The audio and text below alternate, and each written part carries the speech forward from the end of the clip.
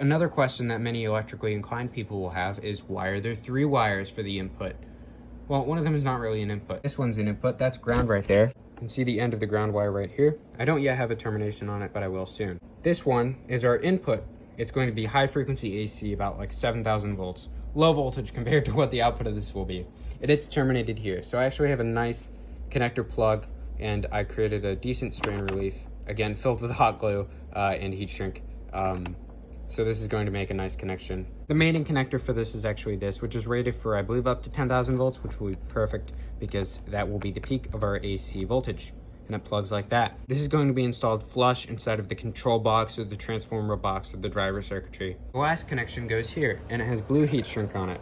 Now this one is actually going to be a sense line. For the industrial scale version of this circuit, we usually run a resistor divider down the whole length of the circuit.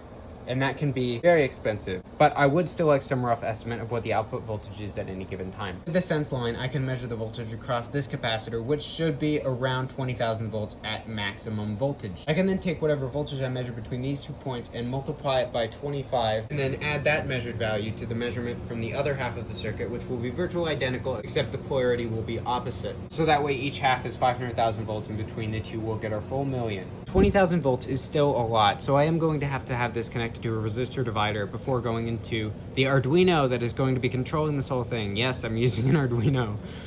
I'm going to have to shield the crap out of it.